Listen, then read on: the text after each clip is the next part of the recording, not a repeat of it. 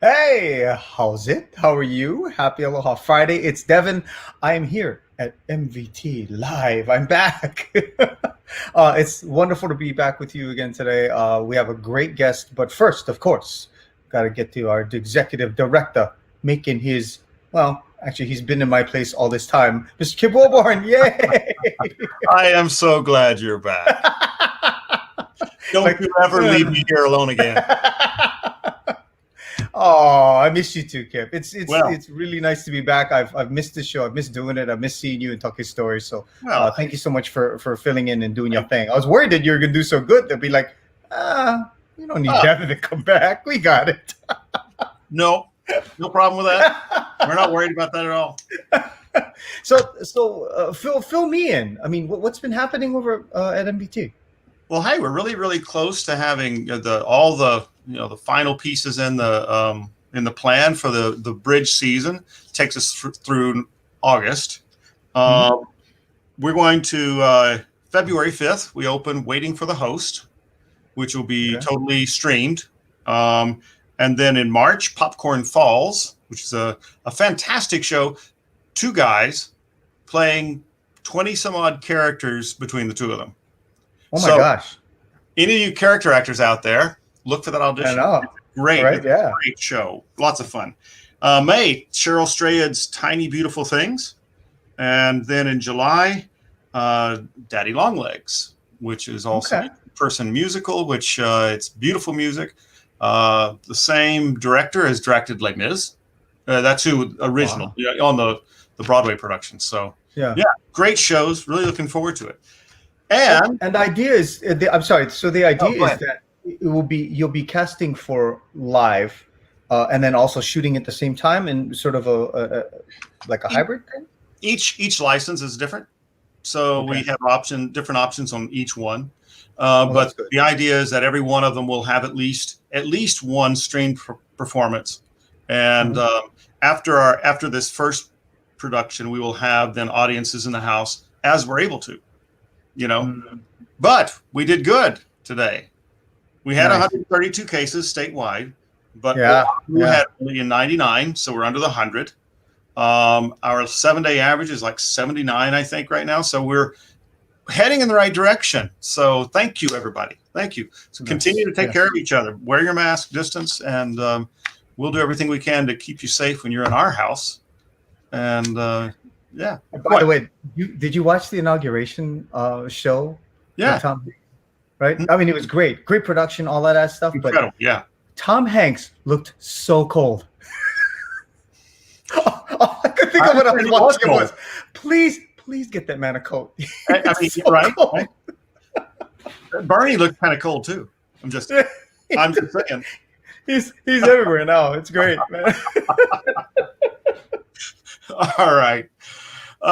So we got a good show today. Got a really wonderfully talented man here in our community, and we're really fortunate to have him with you. And so, Devin, take it away. All right. Thank you very much. Kip, he'll be back with us in just a little bit. But first, I am honored and pleased and stoked and all the adjectives that I can come up with to introduce my guest here.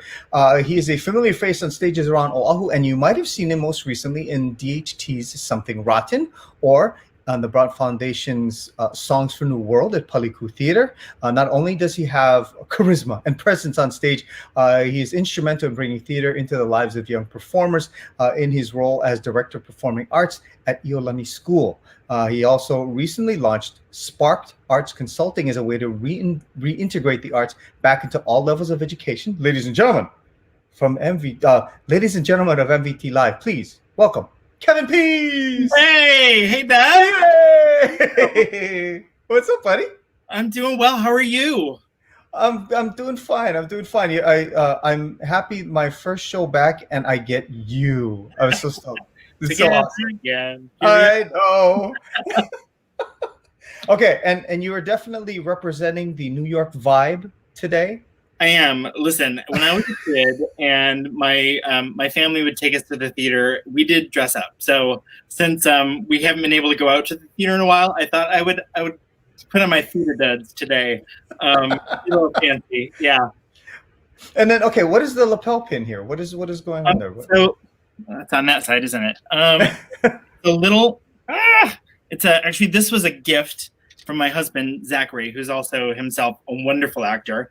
When we did Songs for New World back in November, December of 2019. It's from a company in North Carolina, the name of which escapes me right now, but they're feathers. So this was wow. This was my show gift from Zach. Very nice. This is what I wore this blazer and this pin in the right. So representing my Bright Foundation Songs for New World cast today. Your director Jade Stice will be very excited to see you in this. I hope so. Okay, so Kev, let's go back a little bit because people have seen you on stage, but maybe they don't know a lot about you. You know, obviously growing up in New York and stuff, but I mean, is that where your parents taking you to theater? So is that where the whole interest started? So actually, I'm a Midwest boy. I am from Michigan, and the northern way up here at the top. They teach how to use the mitten early. You know, actually Bernie would be good with the Michigan thing right now, all those memes. Right, exactly. So I grew up in a tiny little town in northern Michigan, and I was always a very artistic kid. I loved to sing. I was one of those kids that would put on performances for my family. Started taking piano lessons when I was 5, and at the age of 6, my piano teacher asked my mom if she would bring me into an audition for our local community theater production of The Music Man. Actually, do I have it here? I don't. I usually do. Oh no, I do. I do on my desk. So this is me. Oh my gosh! The little role that was played by Ron Howard in the film all those years ago. So I was hooked. I was hooked early, and had 2 grandmothers that played piano. So when I would visit family at the holidays, we'd sing on the piano. My aunt was a music teacher. So I always grew up around music and theater and the arts, and knew pretty early on that it's what I wanted to do career-wise. So I was really lucky. I was in band and orchestra and all those things. Got to go to university at Northwestern University, wonderful, wonderful school in Chicago. And worked with some ridiculously talented people. One of my classmates was Katrina Lenk, who just won the Tony Award for the band's Visit a couple years ago. Kate Baldwin, some other wonderful, just incredible, talented people who've gone on to do huge things. When I graduated, I had a dual degree in performance and education. I had done my student teaching in choral music ed. And in my last student teaching placement, was asked, what I wanted to do, and what I knew I didn't want to do was find myself in a suburb of Chicago teaching music for the rest of my life. So that kind of launched like a 10-year period of time where I did a North American tour of the American version of Phantom. I was a singer on a cruise ship in the Mediterranean. I was a music tutor in Austin, Texas. So all these kind of wild, crazy experiences, and was avoiding New York. I didn't want to do New York. It wasn't. Really? Yeah. All I ever really wanted was to do interesting work with talented people. Broadway was never. Would it have been great? Sure. What an experience. Who's going to turn that down? But what I found was that I really wanted to work with great people, great actors, great directors. I wanted to sing. For me, it's as much about how I feel when I sing as it is, I'm not as enamored of needing an audience necessarily. It's really kind of a self-fulfillment kind of experience. So I joined Actors Equity when I was 25. And was a professional actor for a while, and finally found myself in New York. And my day job in New York, I put my education skills to use, and I worked for a theater company that did workshops in New York City public schools.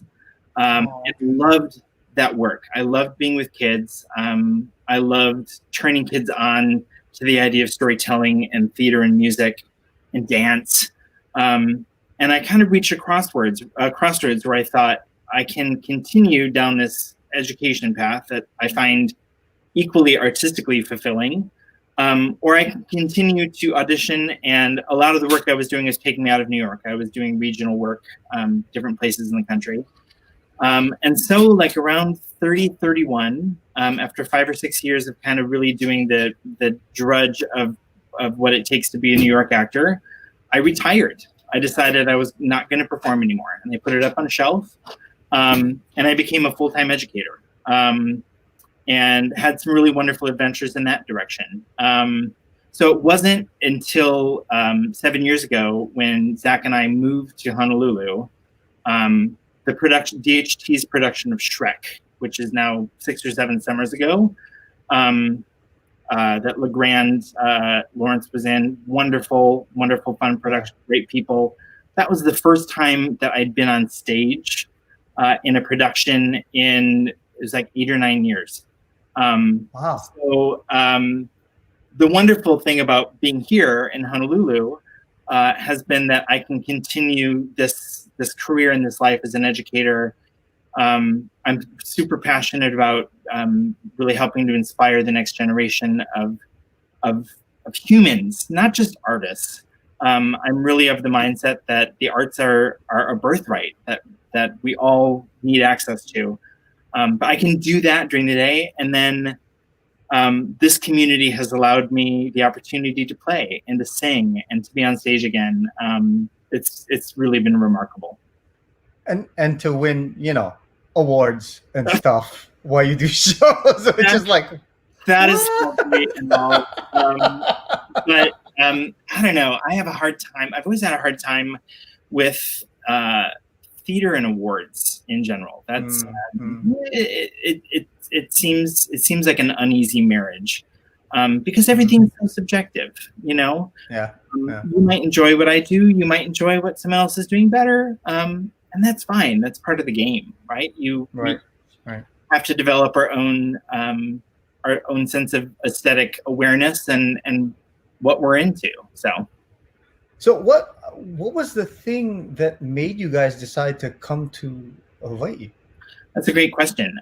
So we, my husband Zachary is also an educator. He is the dean of Iolani's lower school. So he's a big presence here in our school community.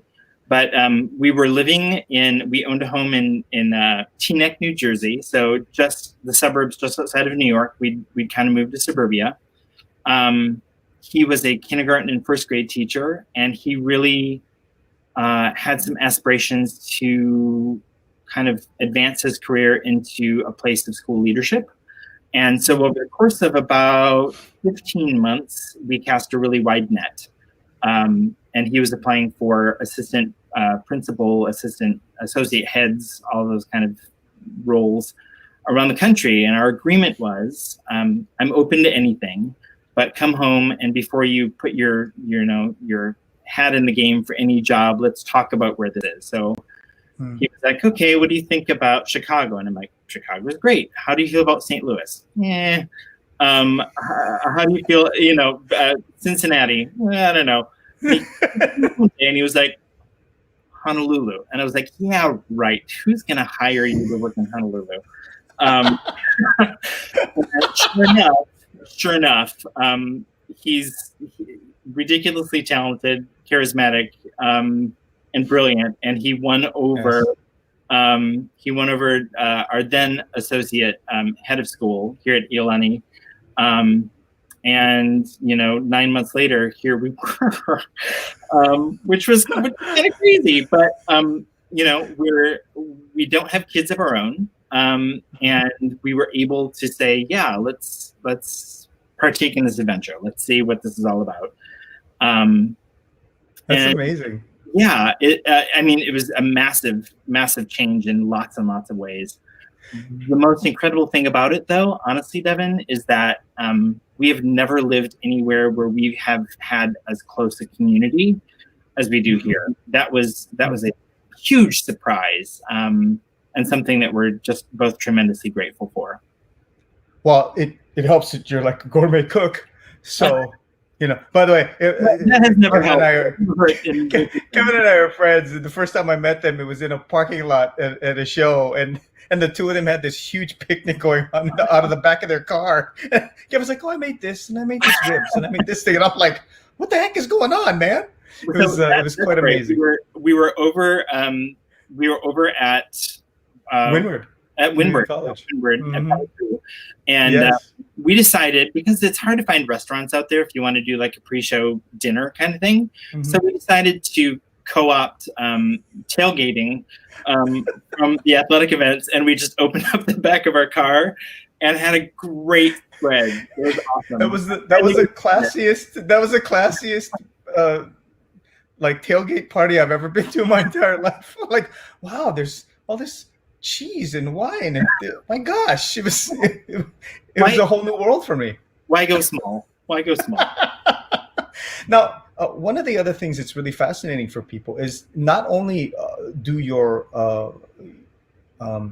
jobs sort of complement each other in that you're both educators, but performance-wise, I mean, you are also amazing performers, both of you, you and your husband. So, was there an agreement that had to be made? Like, okay, baby, you get to do the show, and then I get to do a show. I mean, is that kind of because even though you don't have any kids, the time away and all of that stuff gets really hard.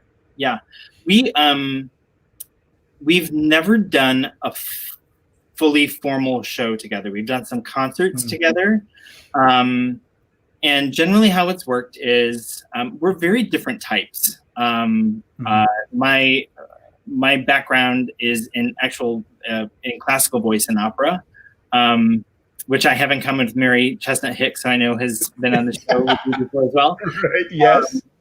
And so, like, the kinds of roles that I'm appropriate for, we're not in competition for the same stuff. Right. Yeah. Interestingly, there haven't been a lot of productions where there's actually kind of meaty, interesting stuff for both of us to do.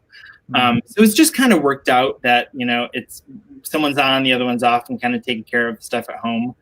And that's worked really well for us. We would love to do a show together.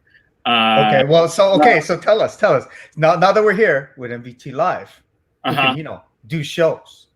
Just in case you want to throw that out there.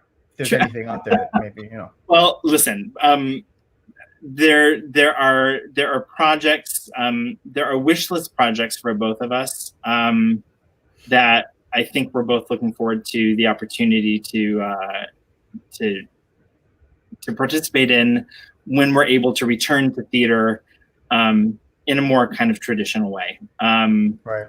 So I just in the last 5 or 6 years here, for me, being able to do Next to Normal, which I got to do with Kennedy Theater Festival, the Collegiate Theater Festival at Chaminade, a couple years back. That was a wish list show. Something Rotten was the hardest thing I've ever done in my life. You got a lot of words in that one, man. It was a lot of words. It was Alex Pevics in that show, who has bringing the Broadway cred, and I thought to myself, oh man, I had to be on, just had to be on. You were amazing. Yeah. But yeah, the one thing Zach and I have done together here was, I don't know, maybe 4 or 5 years ago. There's a group of friends that we've made here who are all both artists and educators. Anya Chang, Vanessa Mazzullo, Megan Mount when she was here in town, and Tony Young when he was still here. And now you're just name dropping. I know. Right? Listen, they're the celebrities here. So we're having brunch, and hey, what kind of stuff? If we could do any show, what would you want to do? And so we decided to independently produce an evening. It was just meant to be a single evening. And what we kind of put together was a 2-act situation where the first act was going to be cabaret stuff, each of us doing our own thing. And then we would do a kind of truncated version of the musical Falsettos, Okay. which is just like to get to do that like full out would be amazing. So we just started rehearsing. We asked Linda Asahina, who plays piano in a lot of the pit orchestras around town and also works at Punahou, if she would accompany. We rented space at the Lutheran Church of Honolulu, and brought in all the chairs and all the sound equipment, catered the entire thing ourselves. Of course. And what was just meant to be one night, we didn't know if anyone would show up, ended up being 2 completely sold out nights of that experience. So what was really exciting is that when I was in New York and I was making a go of being a professional, there's this thing that people get stuck in where they wait. You wait for your chance. You wait, you earn your stripes, you spend your time in the trenches doing what you're supposed to do. And when I was there, I reached a point where I kind of thought, what am I waiting for? I've got the skills to produce stuff myself. I'm a music director. I'm not afraid of doing this. And what happens if we just take control of our own destiny? And so that experiment here just felt really good, because we were able to do a show that might not have feet in one of our theaters here. It's a tricky piece of theater. It's not everybody's. It's not for everybody, content wise. But it's just an incredible story, and it was great fun just to get in and get our hands messy with our friends. Yeah, exactly. Working with your friends is always a cool thing. That's really neat. I just want to pivot to education just a little bit, because, in this time of COVID and all the stuff that we're dealing with, I know that the arts seems to have been one of the harder nuts to crack with regards to doing this kind of education, right? Yeah. So is there anything that you sort of felt that has been helpful, or something, I don't know, something you can tell a parent to say, hey, it's okay, let your kid do a show. It can be helpful. Yeah. Well, I'm in a professional community that has put health and safety and well-being of our community above everything else. And so knowing that framework up front has been really helpful. And as creative people, me and the incredible group of artists that I get to work with every day have worked within those parameters to try and make sure that students are still having the richest experience in the arts that they possibly can. And one thing I think that we've discovered is that when there's not those restrictions placed on us, we tend to spend a lot of time focused on the how of the arts, and really honing those kind of skills. And because we haven't been able to, we still can't sing indoors on our campus. That's still not safe.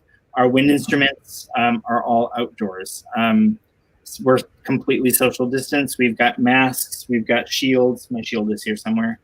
And so, moving to different types of media, using film, using edited Zoom meetings to create performance pieces. Our orchestra, back in the middle of the last semester of last year, as COVID was really taking over and no one was in school in person, did this remarkable project where we worked with a composer in Canada who has this incredible technological background. Students each recorded individual pieces. It was over 130 videos submitted to him. Wow. Everything together. And just remarkable. And there was such joy in it. It's not the same. I will say that. It's what we have to do right now is not the same experience as being together. And there really is no substitute for that. There is no alternative way to create that synergy that a performer and an audience have. And so what we're doing right now is we are making lemonade as best we can, with optimism and hope and faith that that we're going to keep each other happy and healthy until we can get back to doing what we really, really love. That's awesome. So would you say like that's the thing? I guess for me, I'm just curious, as an educator, but also as a performer, is there something that you're taking internally for you from this experience that you're like, okay, the next time I get up on stage, I have to remember this? Yeah. I think the experience of spending so much time online with people and on Zoom. I watched a great TED Talk the other day with Joseph Gordon-Levitt, who talked about the difference between needing attention and paying attention. I'm working right now to be as strong a listener and as focused and as present as I can, which as actors is something that you're always striving to do. You want to be there in that moment, as if it's the first time, really just trying to be. And for me, I think some of the Zoom experience and being in these long meetings day after day with people, it really is work to say, okay, like my obligation right now as a member of this community and my relationship with these other people that I'm sharing space with is to be present, and to be attentive and to not be silently preparing my own agenda. And that's, I think that's been a good lesson. Patience, Okay. certainly. And also a shift. I just completely lost my chain of thought. It's okay. Completely lost my Patience, chain of thought. remembering things. Yeah. Well, okay, that's okay. We'll take the brain fart and we'll move it to Sparked Arts, because I completely forgot to talk about that. Can we discuss that a little bit? Yeah. So Sparked Arts Consulting is kind of that's the space that I've carved out for me. So when you ask how have I spent some of the time, I've been really lucky as an educator. I've worked with students from pre-K through postdoc. I was an adjunct professor at NYU. I've worked with some really amazing people. And in my time as an arts educator, what I've come to understand and believe, as I said earlier, not only do we have a birthright to wonderful experiences in the performing arts as human beings, the arts are also uniquely positioned to really infuse a lot of joy and wonder into school in general. For sure. And so I had gone home in August to close up my mother's house in Michigan. I was home for about 72 hours. And when I came back, this was pre-testing protocol that they're doing now here. So I had a 14-day quarantine. And I was holed up in Waikiki in a hotel by myself for 14 days. And that's where Sparked Arts was born. I thought, I have all this stuff that lives up here. Why don't I put that out into the world and create a space where I can write, where I can collaborate with other people. And so right now it's my passion project. It's the thing. It's my repository for all of the experience that I've had, both as a teacher and as an artist. And I'm starting to do work with schools around the country, actually, Wow. and consulting with schools that are looking for ways to make their school environments more joyful, more creative, more collaborative. That's awesome. Once again, it's sparkedarts.com. So go check it. It was down here below for just a second, and it's gone. So, Kevin, thank you so much for spending this time with me. I apologize. I tried to twist your husband's arm to get him to come on, but and I almost got him. And then he went, "No, I have to let Kevin have this moment to himself." Well, listen, He's yes, I can't compete. I know that I can't compete. I'm his biggest fan. So I know. Well, you both are such big fans of each other. It's so cute. I love it. It's why I wanted to get the two of you together, because just hearing you gush over each other. Anytime he does a show, I'm there, I don't know, 10, 12 times. At least. yeah. At least. Anyway. Yeah. It's awesome. Well, Kevin Pease, thank you so much once again for being with us on MVT you. Live. Let's bring Kip back on here so he can say hello. Hey, Kip. Hey, how's it going, guys? Hi- That was a great actually, interview. You two haven't ever performed together, or have you? Once. Yeah. Kip, do you remember?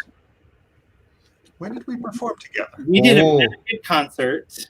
David Bachler produced it. It Oh, was right, a right. You and For- Shari sang. Aloha, It was for Aloha Harvest, I think. Aloha Harvest. That's right. That was a Ah. weird night. That was a weird night. I have very weird memories about that evening. Yeah. But for a good cause, all for a great cause. So Yeah, it was. Well, It was. we gotta get you two. Actually, we gotta get you, your husband, and Kip on stage together. That would be crazy good. all That'd right. be amazing. We'd love it. Be great. Got to make that happen at MVT. Once again, gentlemen, thank you very much for being here. Oh, everybody, please don't forget, if you can, Oh, yeah. if you enjoyed the show, MonoValleyTheater.com. Please donate if you can, because we're still going through it. We're still working through it, and the theater needs all the help they can get. All the theaters do. Diamond Head, Kumukahua, whoever you can help out. We'll just love you giving people support. So thank you very much for doing that. Let's see. That's right. And if you didn't like it, if we weren't good, if you give us some money, maybe we'll get better. So there you go.